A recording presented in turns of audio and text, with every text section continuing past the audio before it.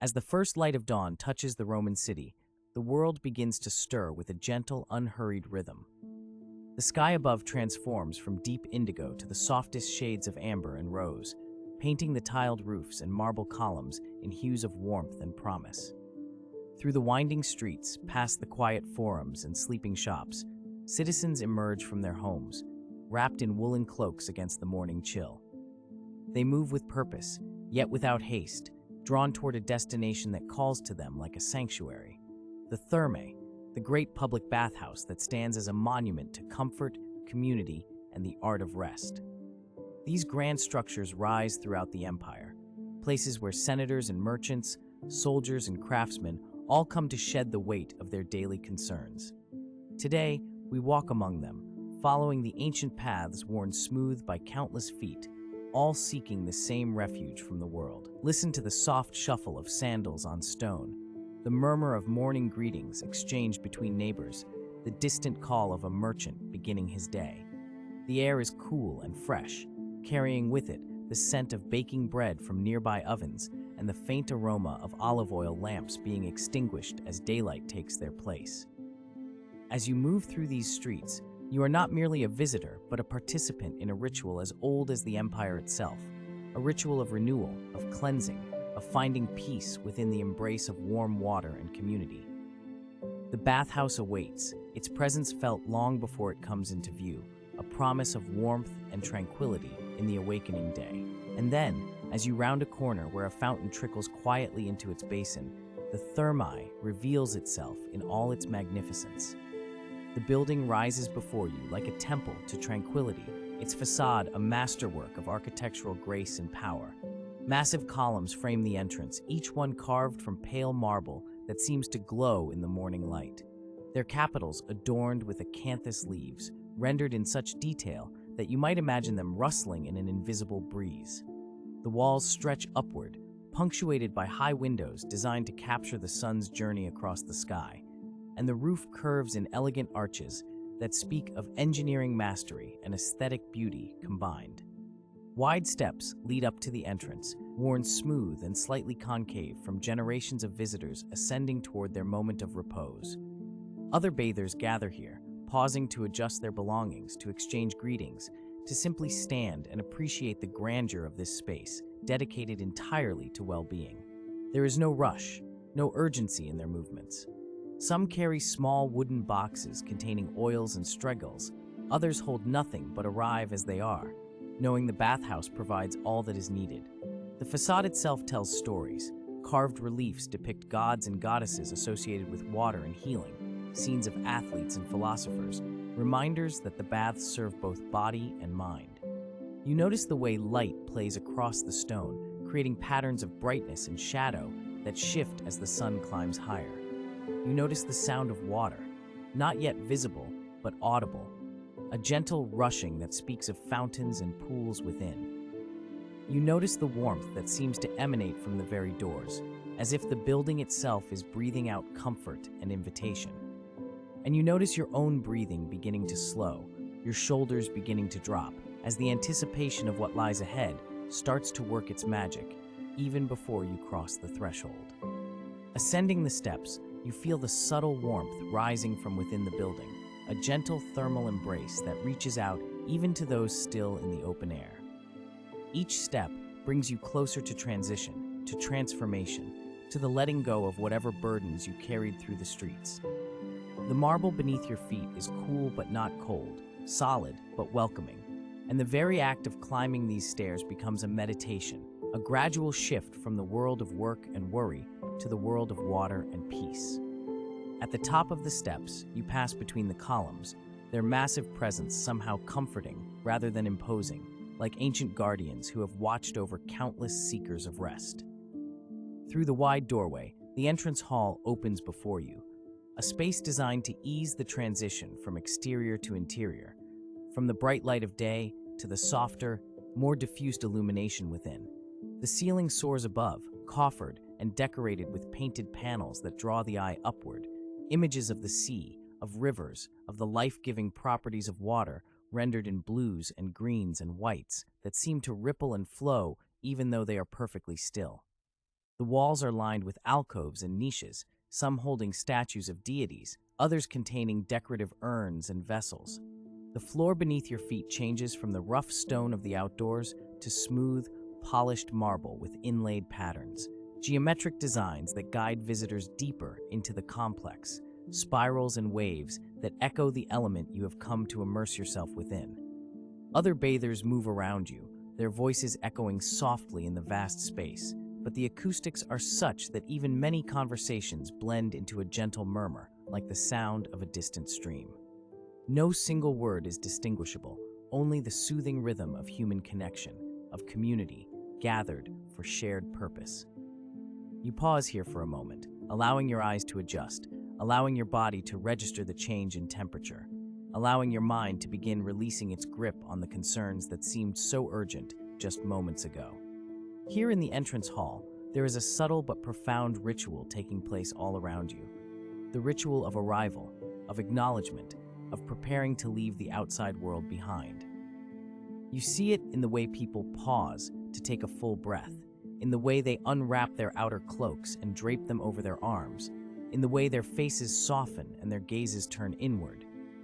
Some stop at the small shrine set into the walls, placing a coin or whispering a brief prayer to Neptune or Fortuna, marking this moment as something more than merely practical, honoring the sacredness of self-care and renewal. Attendants move quietly through the space, offering greetings, providing guidance to those who are new to this particular bathhouse, pointing the way toward different wings and chambers. Their presence is gentle, unobtrusive. Like the building itself, they serve to facilitate comfort without drawing attention to themselves. The light here is neither bright nor dim, but perfectly balanced, filtering through high windows of thin alabaster that turn harsh sunlight into a warm, honey-colored glow that seems to embrace rather than illuminate. You notice the scent in the air, a mixture of warm stone, of aromatic oils, of clean water, of something herbal and fresh that might be rosemary or laurel steaming in the hot rooms beyond. It is a scent unlike any other, distinctive and immediately calming, triggering something ancient in your mind that recognizes this as a place of safety and restoration. The temperature continues to rise almost imperceptibly as you stand here, as if the building is welcoming you by degrees, never shocking your system, but gradually inviting your body to relax, to open, to accept the gift of warmth. Around you, conversations continue in low tones, friends making plans to meet in particular rooms, families deciding whether to stay together or separate and reunite later, solitary visitors speaking quietly with attendants about which oils they might like today. There is no rush. There is all the time in the world. The bathhouse will be here, warm and waiting for hours yet. And you have chosen to give yourself this time, this space, this ancient and honored practice of caring for your body and spirit together. And now, having stood in this liminal space, having allowed yourself to fully arrive, you are ready to move deeper into the sanctuary of the Thermae. Before you, corridors branch off in different directions, each leading to its own experience, its own promise of restoration. Some paths lead toward the louder, livelier areas where bathers gather to socialize and play. But today, your feet guide you toward quieter passages, toward the spaces dedicated to stillness and the gentle rhythms of water and warmth. The corridor you choose is lined with smooth walls painted in soft earth tones, terracotta and ochre, the colors of sun-baked clay and ancient hillsides. Lamps set in wall niches cast small pools of warm light that guide your way without harshness. The ceiling curves overhead in a gentle barrel vault, the architecture itself seeming to embrace and protect you as you walk. With each step, the sounds of the entrance hall fade behind you, replaced by the increasingly clear sound of moving water. Not rushing or crashing, but flowing and trickling and lapping against stone. The air grows noticeably warmer, and you feel moisture beginning to gather in it, a gentle humidity that carries with it the promise of steam and heat ahead. The marble beneath your feet radiates warmth now, heated by the hypocausts below, the ingenious system of furnaces and hot air channels that turn the entire building into a living system of comfort. Other bathers pass you going in the opposite direction, their faces relaxed and glowing, their movements languid and satisfied, already carrying the peace they found within. They meet your eyes and smile, a silent acknowledgement of shared experience, of the gift you are about to receive. The passageway curves gently, deliberately designed without harsh angles or abrupt turns, everything flowing like water itself. And as you round this gentle curve, ahead you see an archway leading to the first of the bathing chambers, soft light and gentle steam visible beyond, inviting you forward into the heart of this ancient place of healing. You are no longer simply walking through a building. You are entering a ritual thousands of years old, joining countless generations who have found solace in these waters. And your body already knows this, already begins to release and relax in anticipation of the warmth that waits just ahead. And so you pass through the threshold, through the welcoming embrace of the entrance hall, and find yourself standing at the doorway to the Apoditarium, the changing room where the transformation begins. This is a spacious chamber, lit by high windows that filter the morning light into soft golden columns that slant across the floor.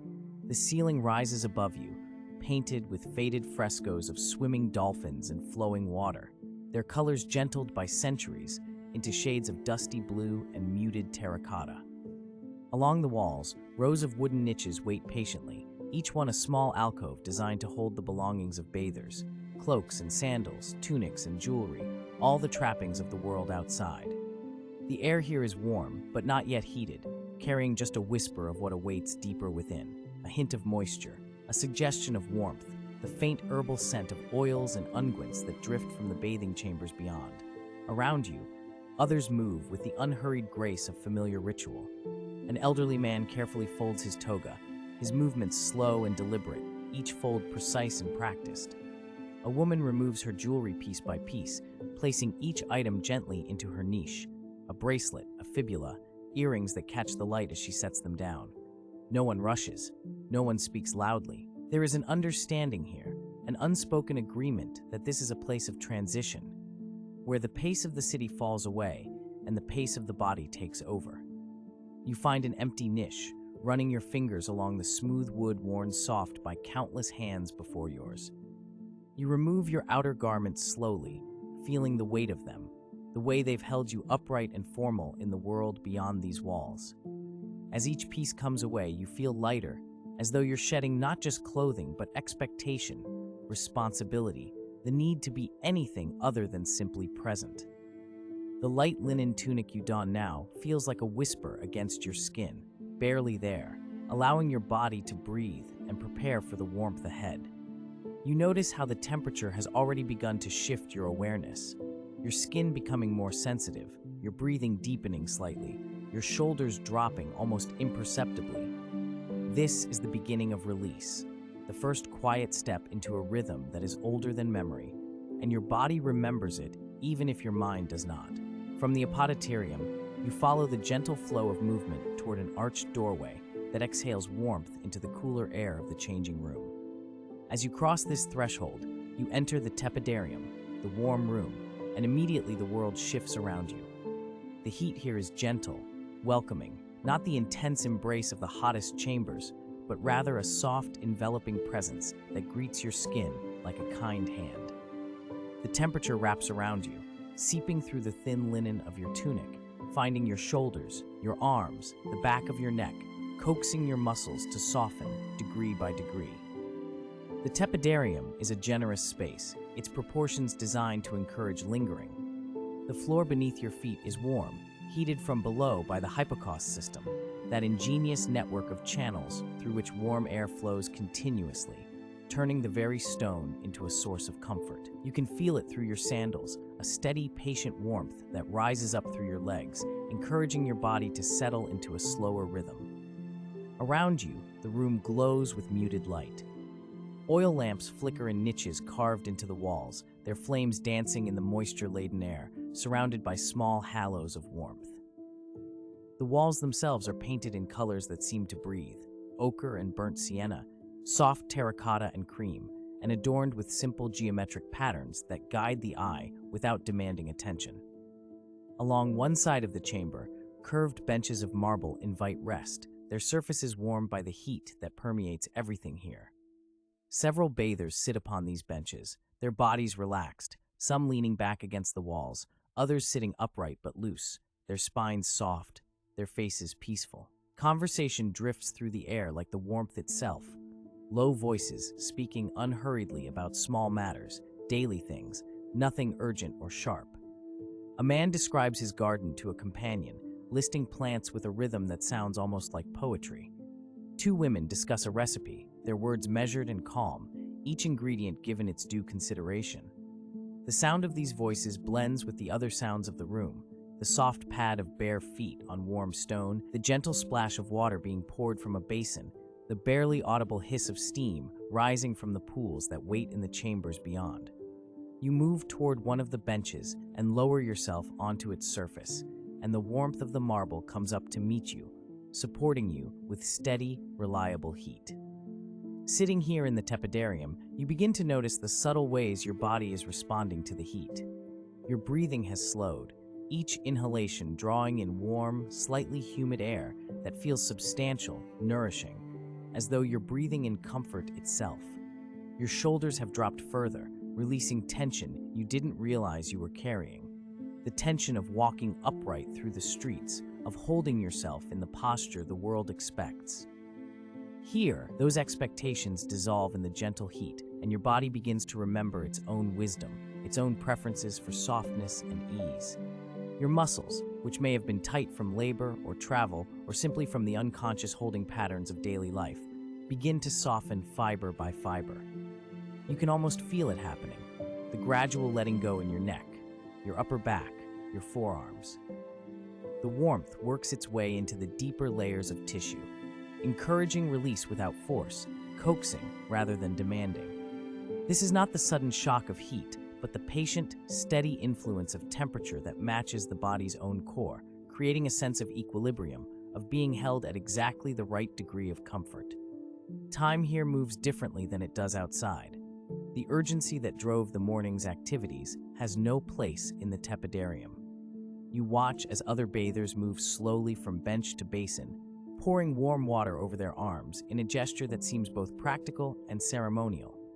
An attendant moves quietly through the space, refilling oil lamps, straightening cushions, offering a towel here, a cup of water there, all with movements so smooth and unhurried they seem choreographed, though they are simply practiced, the natural result of performing these actions day after day, year after year.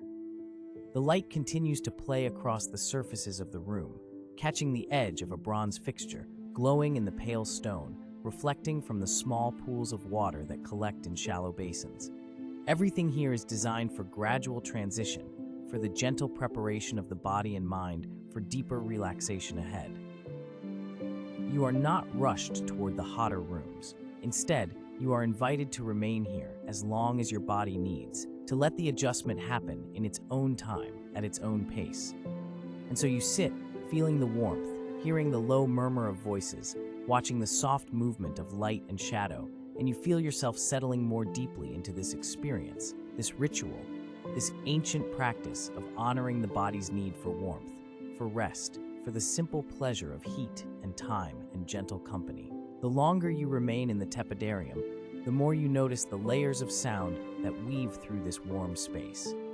Beneath the quiet conversations and the soft footfalls, there is a deeper sound, a subtle resonance that comes from the building itself. It is the sound of water moving through hidden pipes, of warm air circulating through the hypocaust channels beneath the floor, of heat expanding stone ever so slightly, causing it to settle and breathe. These sounds are so low, so constant, that they become less like individual noises and more like a foundation, a baseline hum of comfort upon which all other sounds rest. You find your attention drifting pleasantly, not fixing on any one thing, but rather allowing your awareness to float from sensation to sensation. The warmth on your skin, the gentle pressure of the marble bench supporting your weight, the soft fabric of your tunic, now slightly damp from the moisture in the air, clinging lightly to your shoulders and back. The faint herbal scent that you noticed earlier has grown more distinct here. Rosemary, perhaps, or lavender, or some other Mediterranean plant whose oils have been added to the bathing waters, their fragrance carried on the warm currents of air that move through the connecting chambers. Someone enters the tepidarium from the cooler rooms behind, and you sense the slight shift in temperature as outside air briefly mingles with the warmth, then is absorbed and heated, restoring equilibrium. An attendant approaches with a small cup of water, offering it with a slight bow. You accept it, bringing the cup to your lips, and the water is perfect. Cool enough to refresh, but not so cold as to shock, flavored faintly with herbs or perhaps honey. As you drink, you feel the coolness traveling down your throat, a pleasant contrast to the warmth that surrounds you, and the combination creates a sense of balance, of all elements finding their proper relationship to one another.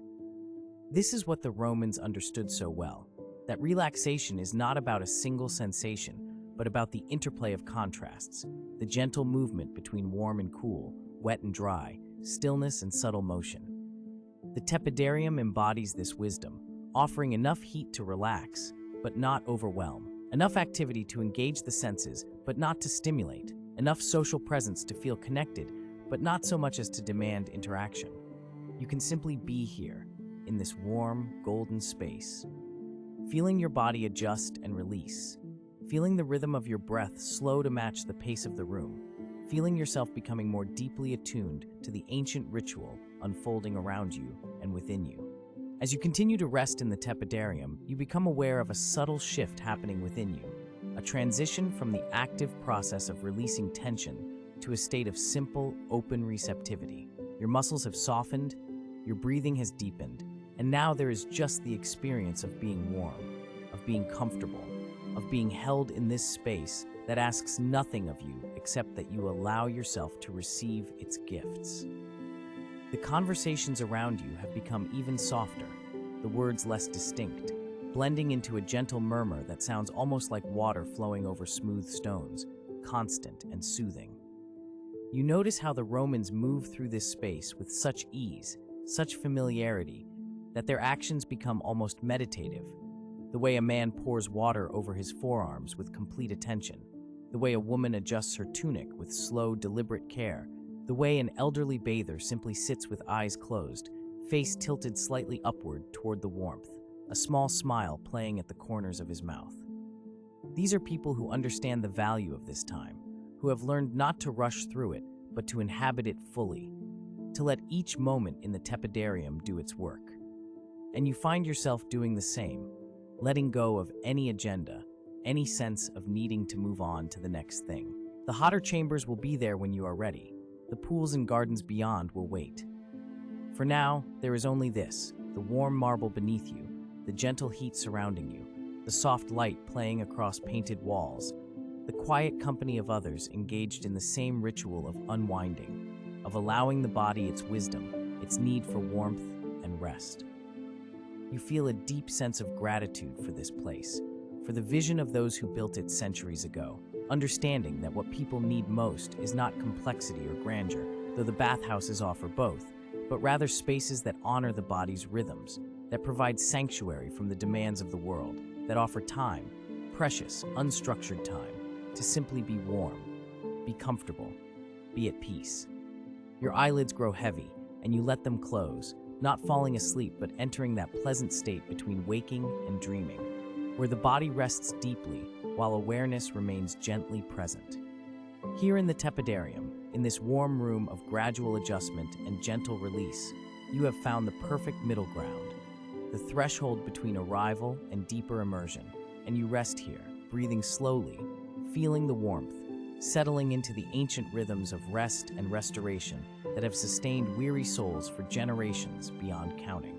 And now, from this place of gentle warmth, you are drawn forward, deeper into the heart of the bathhouse, where the air grows thicker, richer, laden with moisture and heat that seem to have substance, almost like silk against your skin. You move through an arched doorway, leaving the tepidarium behind, and the temperature rises around you like a welcoming embrace, wrapping itself around your shoulders, your limbs, your very breath. This is the Caldarium, the hottest chamber of the thermae, where steam rises in lazy hypnotic spirals toward vaulted ceilings that disappear into the mist above. The heat here is not harsh or aggressive, but deeply, profoundly comforting, the kind of warmth that seems to reach past your skin, past muscle and bone, directly into the places where tension lives, coaxing it gently toward release. You pause at the threshold, allowing your body to adjust, to accept this new depth of heat, and with each slow breath, you draw in air that is heavy and warm, that fills your lungs with a sensation of fullness, of being held from within. The walls of the Caldarium gleam with condensation, great expanses of marble that glow softly in the diffused light. Their surface is slick and luminous, reflecting the gentle shimmer of oil lamps set into alcoves high above. The floor beneath your feet is warm, heated from below by the ingenious hypocaust system, that hidden network of channels and fire that the Romans engineered with such care, ensuring that even the ground itself offers comfort to those who walk upon it. Steam rises from the surface of the large pool that dominates the center of this chamber. A rectangular expanse of water so hot it seems almost alive, its surface in constant subtle motion, releasing plumes of vapor that twist and curl in the air, creating patterns that hold your attention without demanding it, shapes that form and dissolve and form again in an endless, mesmerizing dance. Other bathers move through this mist like figures in a dream, their forms softened and indistinct, their movements slow and deliberate, as if the heat itself has slowed time, has granted everyone here permission to move through the world at a gentler pace. You hear the soft splash of water, the quiet murmur of voices kept low and intimate, sounds that blend with the almost imperceptible hiss of steam, creating an atmosphere that is both profoundly peaceful and richly alive.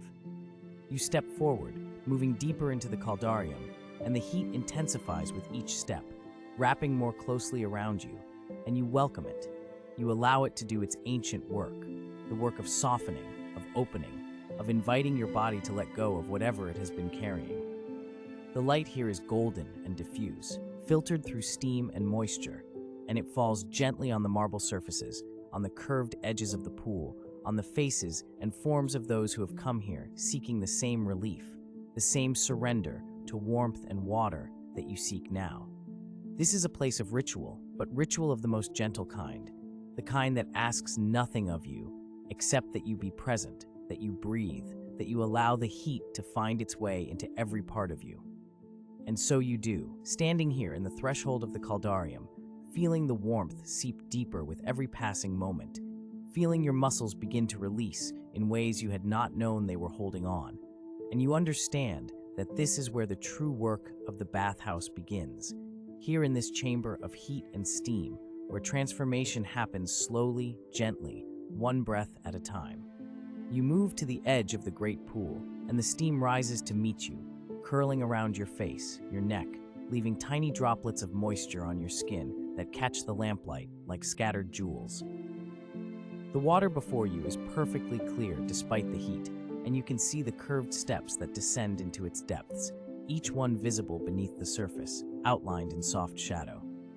Slowly, with the deliberate care that this place inspires, you lower yourself to sit on the edge, your feet finding the first step, then the second, and the heat of the water is immediate and all-encompassing, a sensation so complete that it almost takes your breath away. But you continue, step by step, allowing your body to enter the water gradually, and with each inch of immersion, you feel something release, some small knot of tension unraveling, some burden you had forgotten you were carrying simply floating away. The water reaches your knees, then your thighs, then your waist, and each time you pause, breathing slowly, allowing the adjustment, allowing the heat to become part of you rather than something separate. Finally, you lower yourself fully, submerging your shoulders, your chest, leaving only your head above the surface, and the sensation is extraordinary, this complete envelopment in warmth, as if the water itself is alive and welcoming you home. You lean back against the smooth marble edge of the pool, purpose-built with a gentle slope to support your body, to allow you to rest here without effort, without needing to hold yourself upright. The water laps gently at your shoulders, at the sides of your neck, creating the smallest of movements, a subtle rhythm that your body begins to sync with, your breathing slowing to match the gentle pulse of the water around you. Other bathers rest nearby, some with eyes closed, some gazing up into the vaulted space above where steam and shadow play against ancient stone. No one speaks loudly here. The conversations that do occur are soft and intermittent, more like gentle punctuation than sustained dialogue, and the overall effect is one of shared solitude, of being alone together in this warm and sacred space. You close your eyes for a moment, and immediately the sensations intensify. The heat against your skin becomes more vivid, the support of the water more noticeable, the sound of gentle movement and distant dripping more present. You realize that you have nowhere to be, nothing to do, no task awaiting your attention. This moment exists entirely for itself, for the simple experience of warmth and water, for the ancient and universal pleasure of allowing heat to work its magic on tired muscles, on weary minds, on bodies that have traveled and worked and strived and now, finally, can rest. The Romans understood this. You think, they understood the deep human need for spaces like this, for rituals that honor the body's need for comfort, for warmth, for the kind of rest that goes beyond sleep. They built these magnificent structures, these temples to the art of bathing, and they came here daily, making this practice a central part of their lives, weaving it into the very fabric of their culture. And now you are here, following in those ancient footsteps, receiving the same gifts that countless others have received in chambers like this one, heated by fire and filled with steam, where time moves differently and the concerns of the outside world cannot follow. You open your eyes again and watch the steam rise, mesmerized by its patterns, by the way it never repeats itself exactly, always shifting, always creating new shapes against the golden light. Your limbs feel heavy in the best possible way, weighted by warmth and relaxation, and you make no effort to move them, content to simply be held here by water and heat, surrounded by the gentle sounds of the Caldarium, breathing slowly, deeply, allowing each breath to carry away a little more tension, a little more of whatever you no longer need to hold. After some time, though you cannot say how long, for time has lost its usual meaning here in the warmth, you rise slowly from the water, feeling its reluctance to release you, the way it streams from your skin in rivulets that catch the light as they fall. You move to a low marble bench at the pool's edge, and almost immediately, an attendant approaches, moving quietly through the steam, carrying small vessels of oil that gleam amber and gold in the lamplight. This is part of the ritual, one of the oldest aspects of Roman bathing culture, and you settle onto the warm marble, feeling its heat against your skin, and prepare to receive this ancient form of care. The attendant pours a small amount of oil into their palm, warming it for a moment, and then begins to apply it to your shoulders, your arms, working with practiced gentleness, spreading the oil across your skin in slow, even strokes.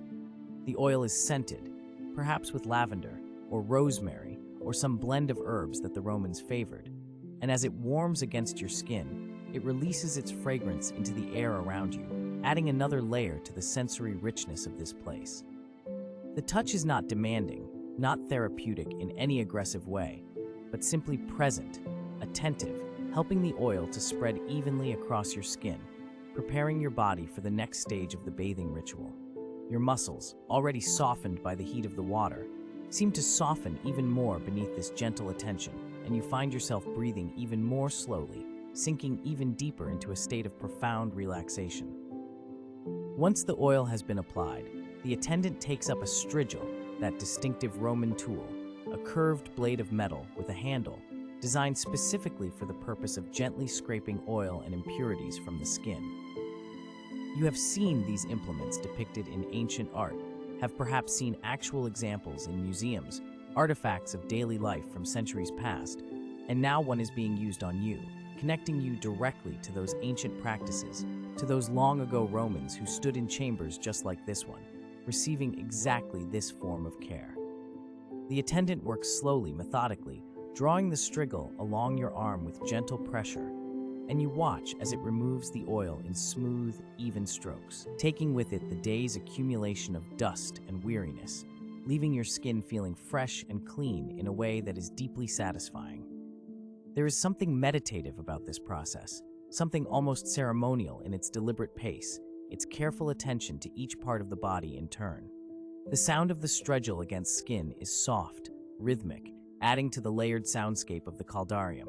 The hiss of steam, the gentle splash of water, the quiet murmur of voices, and now this subtle scraping, this whisper of metal against oil-slicked skin. The attendant moves from your arms to your back, reaching the places you cannot reach yourself, working with the same gentle thoroughness, and you surrender to the process completely, allowing yourself to be cared for, to receive this attention without needing to reciprocate or direct it, simply accepting it as a gift, as part of this ancient ritual of restoration. When the work is complete, the attendant rinses your skin with warm water from a bronze pitcher, the liquid flowing over you in soothing streams, washing away the last traces of oil, leaving you feeling clean and renewed and somehow lighter, as if some invisible weight has been lifted. You are guided back to the pool's edge, and you slip once more into the hot water, submerging yourself completely for a moment, feeling the heat embrace you once again, welcoming you back. When you surface, water streaming from your hair, your face, you feel transformed, not dramatically but subtly, the way one feels after any good ritual, more yourself somehow, more present in your own body, more connected to the simple pleasure of being alive, of being warm, of being cared for. You return to your resting place against the marble edge, and the water receives you, holds you, asks nothing of you, and you float there in the heat and the steam, breathing slowly, thinking of nothing in particular, simply being, simply resting in this ancient place of warmth and restoration. The heat has become part of you now, no longer something you notice as separate, but simply the condition in which you exist, the warm and welcoming medium through which you move and breathe and rest. You have lost track of the boundaries between your body and the water, between your breath and the steam-laden air, between this moment and the timeless tradition of seeking comfort in heat and moisture that stretches back through centuries. The Caldarium has worked its magic slowly, imperceptibly, the way the best transformations always happen, not through force but through gentle, persistent invitation. Your muscles have released tensions you did not know they held, your breath has deepened and slowed to a rhythm that feels ancient and natural, and your mind has quieted, releasing its usual stream of thoughts and concerns, content instead to rest in simple sensation, warmth, buoyancy, the gentle movement of water, the play of light through steam. Other bathers continue their own rituals around you, moving slowly from pool to bench, from water to the gentle ministrations of attendants, each person following their own pace, their own needs, and yet all contributing to the overall atmosphere of peaceful intention, of shared commitment to rest and restoration. You watch through half-closed eyes as a beam of light finds its way through a high window, cutting through the steam to create a visible column of illuminated air, dust motes and water vapor dancing within it like tiny stars. The beauty of it holds your attention gently, without demand, and you feel grateful for this moment, for this place, for the Romans who understood so deeply what the human body and spirit need, and who had the skill and vision to create spaces like this, spaces that endure across time, that continue to offer their gifts of warmth and peace to anyone who enters with an open heart. The water laps gently against your shoulders in its eternal rhythm, patient and persistent, and you realize that this rhythm has been here for centuries, that water has been moving in pools like this one, in this same gentle way, for as long as these structures have stood. You are part of a continuum, a thread in a tapestry that stretches back through time, connecting you to all those who have sought exactly what you seek now: relief, comfort, the simple pleasure of being warm and clean and cared for. The thought does not excite you or energize you, but rather deepens your sense of peace, your sense of being held not just by water and marble, but by tradition itself, by the accumulated wisdom of generations who knew that life requires these pauses, these sanctuaries, these deliberate moments of rest. You close your eyes again and simply float, suspended between sleeping and waking, between thought and pure sensation. And it does not matter which state you inhabit, because both are equally welcome here. Both are honored by this space and its ancient purpose. The heat wraps around you like the most comfortable blanket you have ever known, and you sink into it, allowing it to support you completely, trusting in its constancy, its gentle strength. Somewhere in the distance, you hear the sound of water being poured from vessel to vessel, the musical trickle and splash, a perfect accompaniment to your deep, slow breathing. Somewhere nearby, someone sighs contentedly, a sound that mirrors your own inner state so perfectly that you almost smile. But even smiling feels like too much effort now, too much engagement with your facial muscles, and instead, you simply allow the feeling to exist without expression. A warm glow of contentment that needs no outward sign. This is what the Caldarium offers, you understand now. Not just physical warmth, but permission. Permission to stop striving, to stop doing, to stop being anything other than a body at rest in warm water, a consciousness floating peacefully in heat and steam, a human being receiving exactly what it needs in this moment, which is simply to be held, to be warm, to be allowed to rest without purpose or agenda or expectation. And so you rest, breathing slowly, floating gently, wrapped in warmth and steam and the soft golden light of oil lamps, suspended in time and tradition, at peace. Eventually, though there is no urgency, no sense of time pressing forward, you know that you will need to leave the Caldarium, that even this perfect warmth should not be endless, that the body needs variety in temperature, needs contrast, needs to move through the full cycle of the bathing ritual. But not yet, not quite yet. First, you allow yourself a few more breaths in this heated sanctuary, a few more moments of complete surrender to warmth and water. You notice how your fingers have pruned slightly from the long immersion, how your skin feels soft and clean, how your muscles feel loose and pliant, as if they have forgotten how to tense, as if they have been reminded of their natural state of ease. You notice how your breathing continues in its slow, deep pattern, how each inhalation brings in warm, moist air that fills your lungs completely, and how each exhalation releases effortlessly, carrying away anything you no longer need to hold.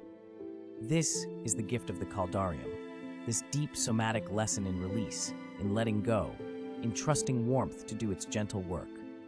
The heat has been your teacher here, patient and persistent, showing you how tension dissolves when it is met with steady, compassionate warmth, how the body knows how to heal itself when given the right conditions, how ancient wisdom about rest and restoration remains true across centuries, across cultures, across all the changes that time brings. You look around the chamber one more time, taking in the vaulted ceiling, disappearing into steam, the gleaming marble surfaces, the other bathers in their various stages of rest and ritual, the attendants moving quietly with their vessels of oil and bronze pitchers of water, the oil lamps burning steadily in their alcoves, their light soft and constant. You commit this scene to memory, knowing that you will carry it with you, that on some future day when you are cold or tense or weary, you will be able to return here in your mind, to remember this warmth, this peace, this sense of being held and cared for. Slowly, with the same deliberation you brought to entering the water, you begin to rise, feeling the air against your wet skin as you emerge inch by inch from the pool's embrace. The air feels cooler now, though it is still warm, and your skin responds with a pleasant prickling sensation, a gentle reminder that you are transitioning, moving from one state to another. You stand for a moment at the pool's edge, water streaming from your body, and you feel renewed, not energized exactly, but restored, returned to yourself, as if you had temporarily dissolved into warmth and water, and are now reconstituting, bringing with you all the gifts of heat and steam and gentle care. An attendant offers you a length of clean linen, and you wrap it around yourself, feeling its soft texture against your refreshed skin. The fabric absorbs the water from your body, wicking it away, and you notice how good even this simple sensation feels, how attuned you have become to every small pleasure, every gentle comfort. The Caldarium has opened your awareness, has made you present and receptive in a way that allows you to appreciate these small moments that usually pass unnoticed. You take one last breath of the steam-laden air, one last look at the chamber that has held you so gently, and then you turn toward the arched doorway through which you entered, knowing that the ritual continues, that there are other rooms waiting, other temperatures to experience, other gifts to receive. But the Caldarium will remain with you, its lessons absorbed into your body, its warmth lingering in your muscles, its peace settling into your bones. You step through the archway, moving from the intense heat into cooler air, and the contrast is delicious, refreshing, another reminder that the body thrives on variety, on the dance between warmth and coolness, between immersion and emergence, between the deep rest you have just experienced and the gentle movement that comes next. The thermae continue to welcome you, to guide you through their ancient rhythms, and you follow willingly, gratefully, trusting in the wisdom of these rituals, in the enduring gift of warmth and water and care. And so you move forward, carried by the gentle momentum of the ritual, from warmth into coolness, from the embracing heat of the Caldarium toward the refreshing promise of the Frigidarium. The transition is not abrupt. Nothing here is hurried or jarring, but rather a slow, measured passage through space and temperature, through one state of being into another. You walk along corridors where the air begins to shift, where the heavy warmth gradually releases its hold on your skin, where each breath feels just a degree cooler, more awakening, though still gentle, still welcoming. The marble beneath your feet changes too, slightly cooler now, smooth and solid, grounding you as you move deeper into this next chamber of the bathhouse experience. Other bathers move with you, their footsteps creating a soft rhythm, a quiet processional through these ancient halls, each person absorbed in their own journey, their own unfolding relaxation. Light filters differently here, brighter, clearer, reflected off water that you begin to hear before you see it, a subtle splashing, a liquid whisper that draws you forward. The Frigidarium awaits, its cool embrace the perfect counterpoint to all that warmth you have carried with you. And as you approach, you feel your body anticipating this change, welcoming it, ready for the gentle invigoration that cool water brings. The doorway opens to a chamber of light and reflection, where pools of crystalline water rest in perfect stillness until a bather enters and creates gentle ripples that spread outward in expanding circles.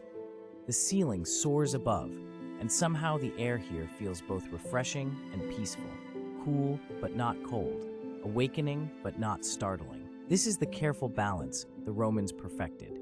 The knowledge that rest comes not from stillness alone, but from the interplay of warmth and coolness, of heat and refresh, of giving and receiving. You pause at the edge of the first pool, looking down into water so clear you can see every detail of the tiles below, their patterns intricate and beautiful, undisturbed by time. You enter the water slowly, one step at a time, feeling the coolness travel up from your feet, along your ankles, your calves, a gentle awakening sensation that spreads through your body with each progressive step deeper into the pool. The coolness is refreshing, but not shocking, perfectly calibrated to invigorate without disturbing the deep relaxation that still resides in your muscles, in your very bones. The water accepts you, envelops you, and you move through it with slow, graceful movements, your arms creating gentle currents, your body adjusting, welcoming this new temperature, this different kind of embrace. Around you, other bathers do the same, some standing still, eyes closed, simply feeling the water against their skin. Others moving in quiet circles, swimming with lazy, unhurried strokes. Still others sitting on submerged benches along the pool's edge, water reaching their shoulders, heads tilted back in peaceful repose. There is something deeply restorative about this coolness after so much warmth, as though your body is being brought back into perfect balance, into harmony with itself and with the elements. You float for a moment, letting the water hold you, and in this suspended state, you feel almost weightless, almost timeless, as though you could drift here forever in this perfect temperature, this perfect light, this perfect quiet. But eventually, you make your way to the pool's edge, climbing out with slow, deliberate movements, water streaming from your body, and an attendant is there with soft linen towels, wrapping you gently, patting away the water with careful attention. The towel absorbs the coolness, and you feel your skin beginning to return to its natural warmth, that inner warmth that the body generates on its own, without need of heated rooms or hot water. You are dried, you are cared for, and then you are guided toward another space, not back into the heat, but outward, toward air and light and the natural world. The bathhouse, you discover, extends beyond its interior chambers into open spaces, into gardens where nature and architecture combine in perfect Roman symmetry. You step through tall doorways into the open air, and the transition is like entering another world entirely, from the enclosed chambers of stone and water into a space where sky and breeze and living greenery embrace you. This is the garden courtyard, the palestra and its surrounding grounds, where Romans come not for bathing, but for gentle movement, for conversation, for quiet contemplation among beauty. The air here carries the scent of herbs and flowers, of rosemary and lavender, of roses blooming in carefully tended beds, and underneath it all, the clean smell of water from the many fountains that punctuate the space. Everywhere you look, water flows, not in great rushing torrents, but in gentle streams, in delicate arcs, in soft cascades that spill from carved stone into shallow basins. The sound of these fountains creates a constant, soothing backdrop, a liquid music that fills the air and seems to slow time itself. Pathways of smooth stone wind through the garden, bordered by low hedges and flowering plants, leading visitors on gentle walks through this cultivated paradise. Trees provide shade, cypress and pine, their branches swaying slightly in the afternoon breeze, creating moving patterns of light and shadow on the ground below. Colonnades line the edges of the space, creating shaded walkways where Romans sit on stone benches, alone or in pairs, speaking in low voices, or simply gazing out at the garden in peaceful silence. You begin to walk, following one of the winding paths in no hurry to arrive anywhere, simply enjoying the movement, the sensation of air against your skin, the warmth of sun filtered through leaves. Other bathers move through the garden as well, some walking as you do, others pausing to sit, to listen to the fountains, to watch small birds that hop among the flower beds. There is space here for everyone, space for solitude and space for companionship, and the garden accommodates all needs, all desires for peace. You feel yourself settling even more deeply into relaxation, the combination of the earlier heat, the refreshing coolness, and now this gentle natural beauty creating a state of complete tranquility. The fountain nearest you sends up a constant gentle spray, water catching the light and falling back into the basin in an endless, mesmerizing cycle. You sit on the fountain's marble edge, feeling the cool stone beneath you, and watch the water in its repetitive pattern, up and falling, the same motion over and over, yet never exactly the same, each droplet taking its own path through the air before returning to the pool below. The sound is hypnotic, a soft splashing that blends with the more distant sounds of other fountains throughout the garden, creating layers of water music, a gentle composition without beginning or end. Time seems to expand here, each moment stretching out, becoming spacious and full. You breathe slowly, deeply, drawing in the scented air, releasing it without effort, without thought. Around the garden's perimeter, the colonnades create rhythmic patterns of light and shadow, the columns marching in orderly rows, their capitals carved with acanthus leaves and classical designs. Beautiful but unobtrusive, elegant in their simplicity.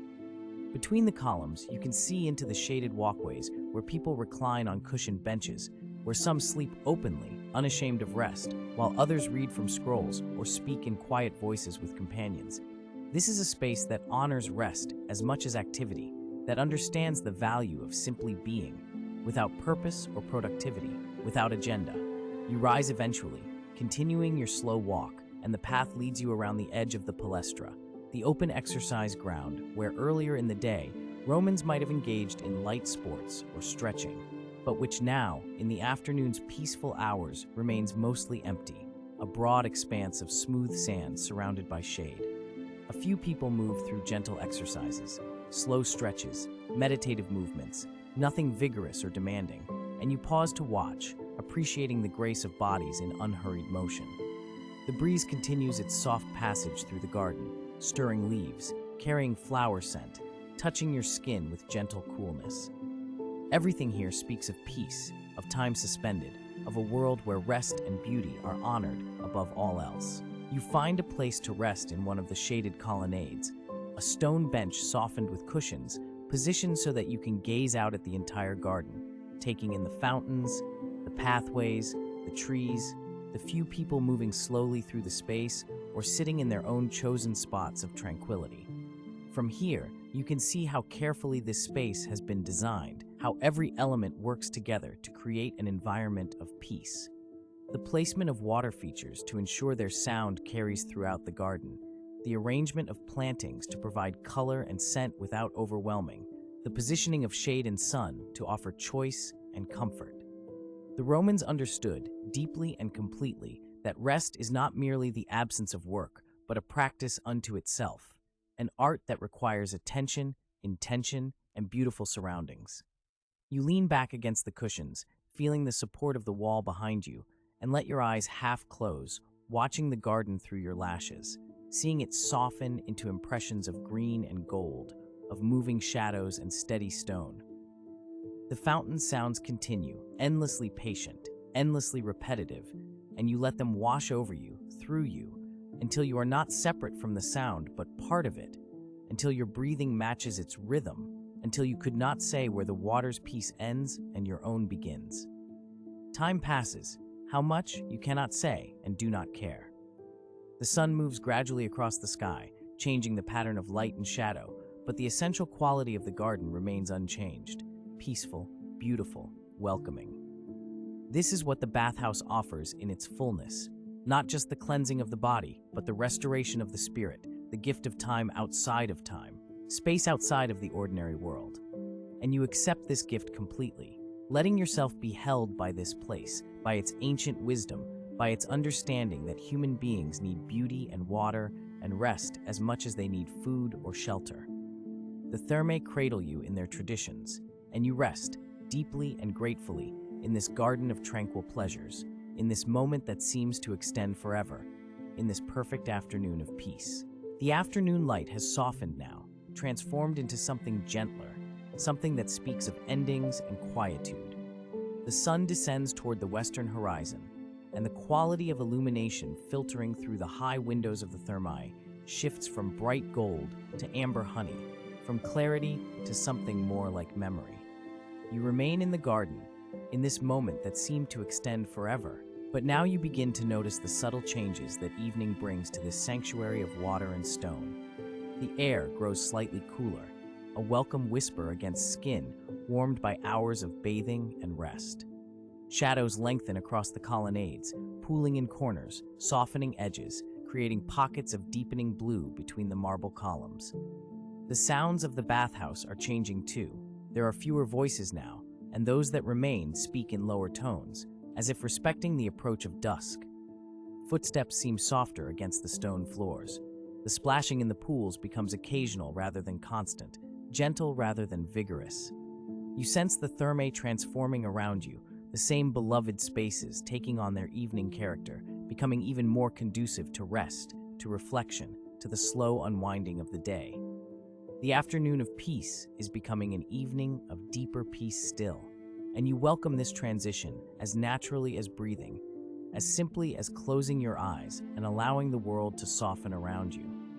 The bathhouse at twilight is a different creature than the bathhouse at midday, quieter, more intimate, more like a whispered lullaby than a welcoming embrace.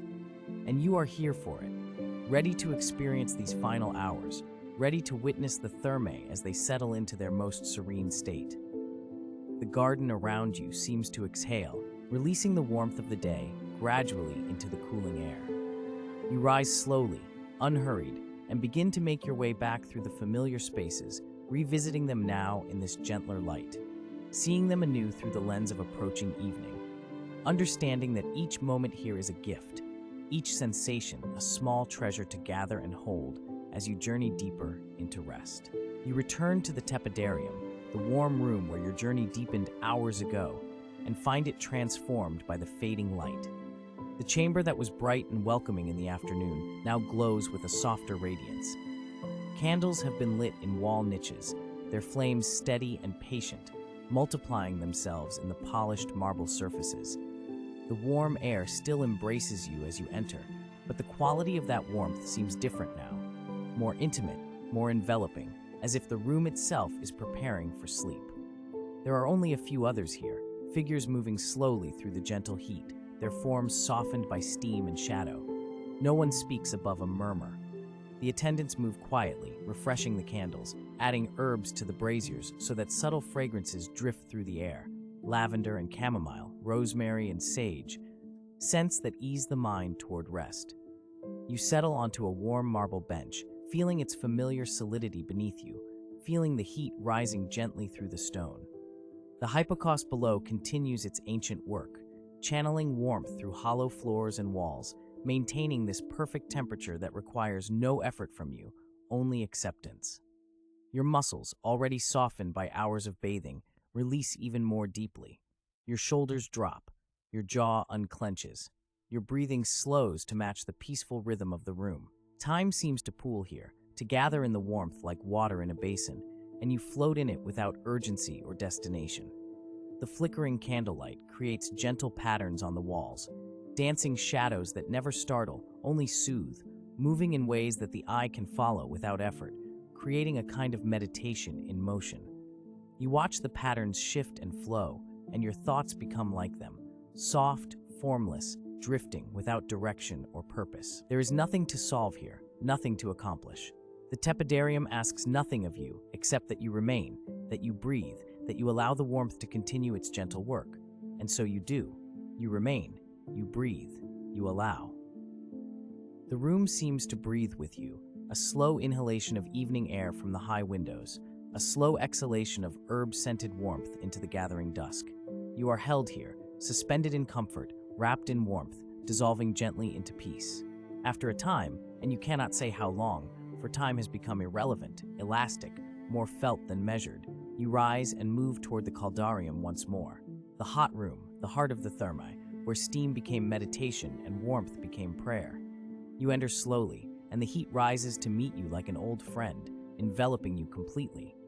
But now, in the evening, the Caldarium is hushed and dim, lit only by oil lamps suspended on bronze chains, with their flames protected by sheets of mica that cast a warm, diffused glow.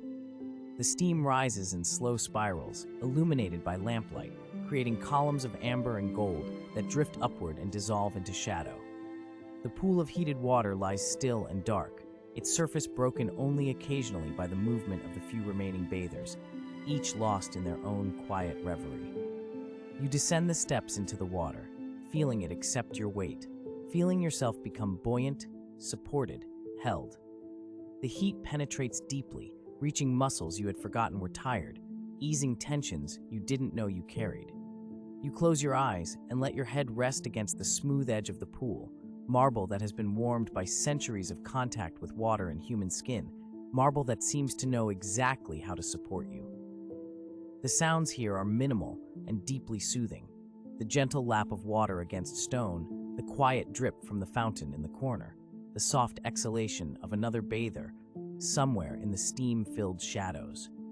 The air is thick with moisture and warmth, and breathing becomes a conscious pleasure, each inhalation bringing heat and herb scent deep into your lungs, each exhalation releasing a little more of the day, a little more of the world, a little more of yourself. You float in the warm darkness, in the gentle womb of the Caldarium, and you understand why the Romans built these places, why they returned to them daily, why they considered them essential rather than luxury. This is a kind of healing that goes beyond the body, beyond even the mind. This is healing of something deeper, something that exists in the space between weariness and rest, between noise and silence, between the self that strives and the self that simply is. The Caldarium cradles you in its ancient heat, and you surrender completely, dissolving into warmth, into water, into peace, so profound it feels like coming home. Eventually, you emerge from the Caldarium's embrace and make your way once more to the Frigidarium, the cool room where water waits in deep pools, refreshing and clear. In the evening, this chamber feels like stepping into moonlight, into a space between worlds. The water in the cold plunge is dark and still, reflecting the few candles that burn at its edges. You pause at the top of the steps, feeling the cool air against your heated skin, feeling the contrast that makes you aware of your own body, your own aliveness. And then you descend, slowly, letting the cool water rise inch by inch up your legs, your thighs, your torso, until finally you sink beneath the surface completely, immersing yourself in coolness, in clarity, in the gentle shock that awakens and soothes simultaneously. The water presses against your skin, and you feel your blood moving, your heart beating steadily, your body recalibrating its temperature, finding its balance. You surface and float on your back, looking up at the vaulted ceiling where shadows gather like gentle clouds. The transition from hot to cold to warm again, the rhythm of the Roman baths, brings a profound equilibrium, a sense of rightness in your body that is rare and precious. You drift in the cool water, and your mind drifts too, thoughts becoming slower, more spacious, like clouds moving across a vast sky. There is nothing to hurry toward, nowhere else to be. The frigidarium holds you in its cool clarity, washing away the last remnants of effort, of striving, of being anything other than exactly what you are in this moment. A body in water, a breath in stillness, a small point of quiet consciousness in the vast, gentle darkness of evening. After a time, you climb out slowly, water streaming from your skin, and an attendant is there with a warm linen cloth, wrapping you gently, patting you dry with a touch that is both practical and caring. You are guided to a massage couch where warm oil is applied with slow, rhythmic strokes, not vigorous, not therapeutic in any active sense, but simply soothing, a continuation of the water's work through human hands. The oil smells of almond and rose, and the attendant's hands move in patterns that have been repeated for centuries, patterns that the body recognizes and trusts. You lie still and let it happen. Let yourself be cared for. Let the final layers of tension melt away under patient palms and the lingering warmth of the bathhouse evening. Night has fallen now over the therme, and you walk one last time through the spaces that have held you throughout this long, languid day. The garden lies in darkness, punctuated by small oil lamps along the pathways, their flames steady in the still air. The fountains continue their eternal song, water falling into water, a sound that needs no audience, that exists simply because water flows and stone receives. The columns stand like silent sentries, their marble pale against the deep blue of the night sky, where stars are beginning to appear, ancient and constant. You walk slowly along the colonnade, your footsteps soft, your body clean and warm, and thoroughly relaxed. Other visitors are departing too, moving like shadows toward the entrance, their faces peaceful, their movements unhurried. The bathhouse is emptying, returning to stillness, preparing for the deep rest of night before it welcomes new visitors with the dawn. You feel a tender gratitude for this place, for the wisdom of a civilization that understood the necessity of such sanctuaries, that built these temples to water and warmth and human restoration. The thermae have given you their gifts, the heat that loosened your muscles, the water that cleansed and supported you, the beauty that fed your senses, the time that allowed you to simply be. As you pass through the entrance hall where your journey began so many hours ago, you see the great doors standing open to the night, and beyond them, the quiet streets of the sleeping city. You retrieve your belongings, don your outer garments, and step out into the cool darkness, carrying with you the warmth of the baths, the peace of the waters, the deep relaxation that has settled into your bones. Behind you, the thermae grow quieter still. The attendants extinguish lamps one by one. The pools lie still and dark, reflecting nothing but starlight. The marble cools slowly, releasing the day's accumulated heat into the night air. The hypocaust fires are banked, their work done until morning. And in this emptiness, this stillness, this perfect quiet, the bathhouse rests, as you now rest, surrendering completely to the darkness, to sleep, to peace. The ancient walls hold their silence. The water waits patiently in its basins, and you, walking homeward through the quiet night, carry the gift of the thermae within you, the deep, abiding calm that comes from being truly completely at rest.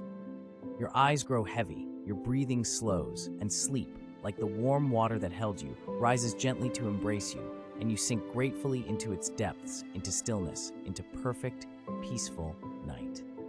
Thank you for listening tonight. If this story helped you drift off, consider leaving a like and subscribing for more calming stories. Sweet dreams, and I'll see you next time.